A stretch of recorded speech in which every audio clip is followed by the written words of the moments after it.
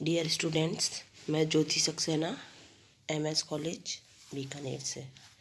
Student, आज हम एक नया टॉपिक स्टार्ट कर रहे हैं, डिसीजन मेकिंग या निर्णय क्या होता है।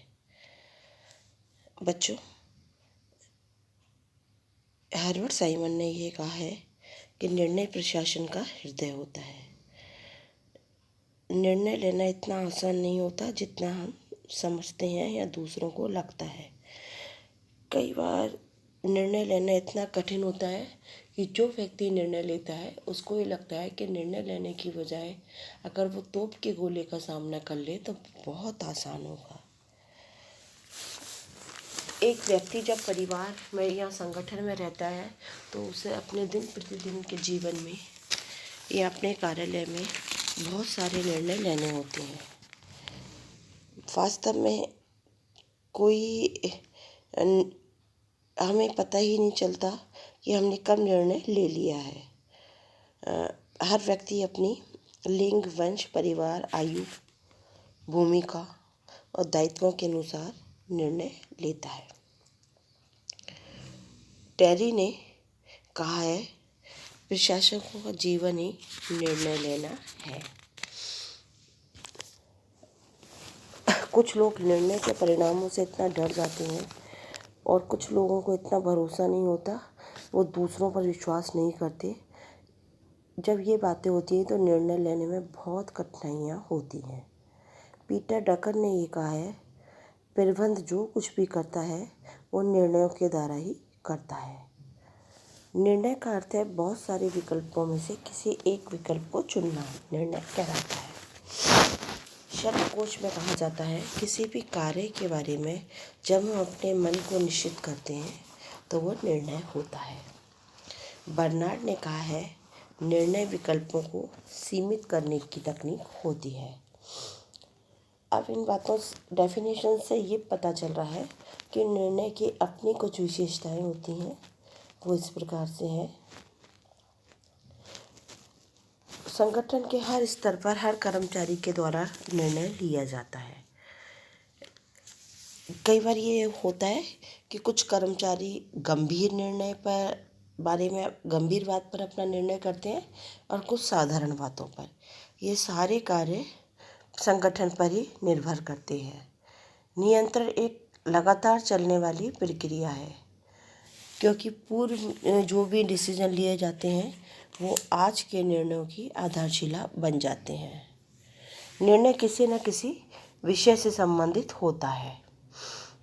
जब एक विषय पर काम हो जाता है तो दूसरा विषय सामने आ जाता है। कोई भी निर्णयकर्ता के ज्ञान और व्यवहार से प्रभावित होता है। किसी प्रकरण में ये सोचना कि अभी निर्णय नहीं करेंगे तो यह बात भी अपने आप में एक निर्णय होती है। निर्णय विवेकशीलता पर निर्भर करता है।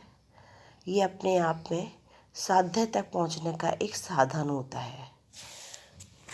जब भी हमें निर्णय लेना है तो हमें समय का विशेष ध्यान रखना होगा, क्योंकि समय से पहले और समय के बाद किए गए निर्णय बेकार होते हैं। निर्णय का परिणाम सकारात्मक और नकारात्मक दोनों ही हो सकता है।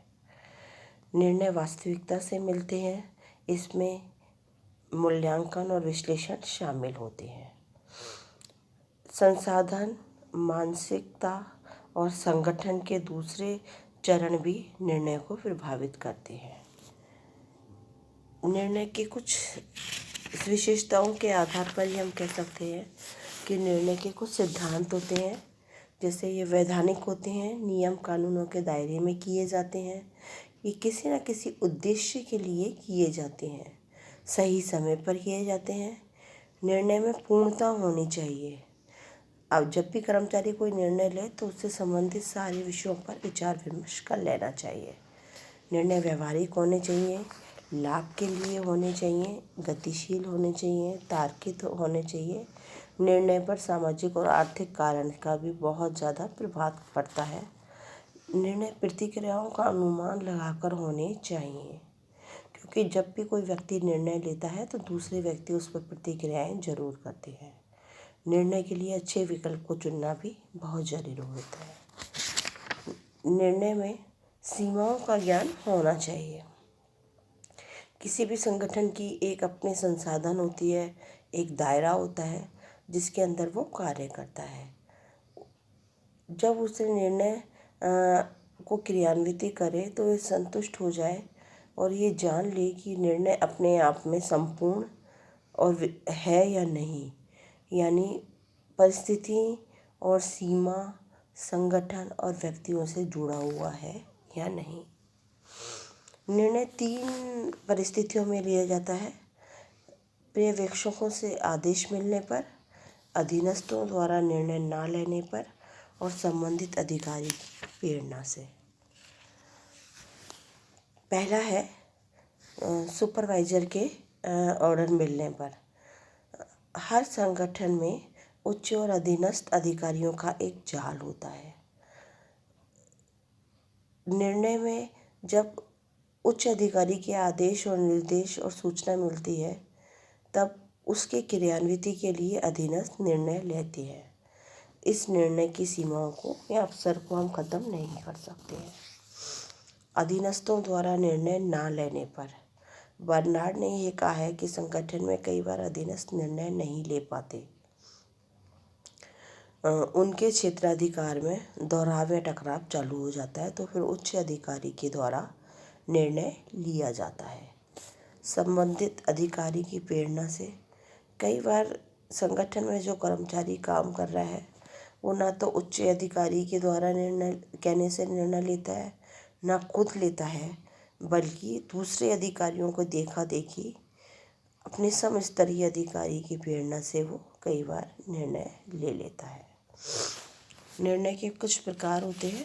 पहला है कार्य कार्मिक और अकार्य कार्मिक निर्णय, programmed and non programmed decision. Program decision वह डिसीजन होते हैं जो संगठन के दिन प्रतिदिन के कार्यों से संबंधित होते हैं, जैसे संगठन में कर्मचारियों को वेतन देना, रिपोर्ट भेजना, उनकी जो भी छुट्टियां हैं उसको स्वीकृत करना। जबकि अकार्यकार्मिक निर्णय वो होते हैं जो किसी नई समस्या के कारण उत्पन्न होते हैं, जिसका पहले से कोई अनुमान नहीं होता। दूसरा है व्यक्तिगत और संगठनात्मक निर्णय।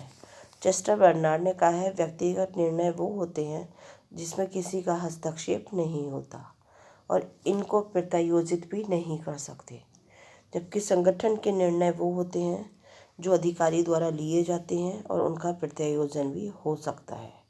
नियोजित और अनियोजित निर्णय।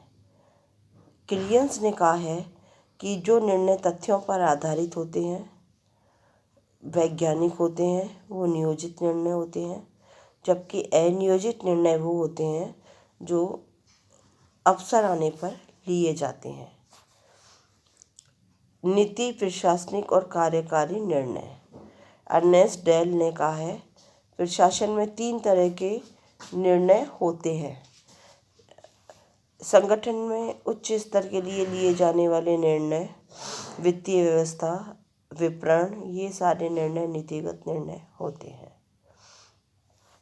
शासन सचिवालय और निजी उद्यमों या मंडल द्वारा जो निर्णय लिए जाते हैं, संगठन में नीति निर्णयों के प्रभावी क्रियान्वयन हेतु जरूरी है, जबकि कार्यों को प्रभावशाली रूप देने के लिए निम्न स्तर पर जो निर्णय होते हैं वो कार्यकारी निर्णय होते हैं। एकाकी और सामूहिक निर्णय। मैकफॉर्लैंड का कहना है, समूह द्वारा लिया गया निर्णय व्यक्ति द्वारा लिए गए निर्णय से बेहतर होता है। जब किसी एक व्यक्ति के द्वारा निर्णय लिया जाता है तो एकाकी कहलाता है, और जब समूह के द्वारा निर्णय लिया जाता है तो वो सामूहिक निर्णय कहलाता है। फिर है सामान्य और विशिष्ट निर्णय। पीटर डकर ने कहा है, संगठन में जब निर्णय की प्रकृति दिन प्रतिदिन की होती है तो वो सामान्य, और जब उसकी प्रकृति जटिल होती है या गंभीर होती है तो वो विशिष्ट निर्णय कहलाते हैं। स्टूडेंट्स, अब निर्णय की विशेषता और प्रकार के बाद हम बात करते हैं निर्णय के चरण। निर्णय के 3 चरण हैं: आसूचना क्रिया, प्रारूप क्रिया और विकल्प चयन क्रिया। आसूचना शब्द सैनिक प्रशासन से लिया गया है। इस चरण में समस्या का पता लगाया जाता है और उससे संबंधित जानकारी इकट्ठी की जाती है। प्रारूप क्रिया में समस्या और जो विकल्प है उनके आंकलन किया जाता है और उन पर चिंतन किया जाता है, उनका विश्लेषण किया जाता है। थर्ड है विकल्प चयन क्रिया। यह तीसरा और अंतिम चरण है। इस चरण में बहुत सारे विकल्पों से किसी एक विकल्प को चुन लिया जाता है जो निर्णयकर्ता की दृष्टि में बहुत अच्छा होता है।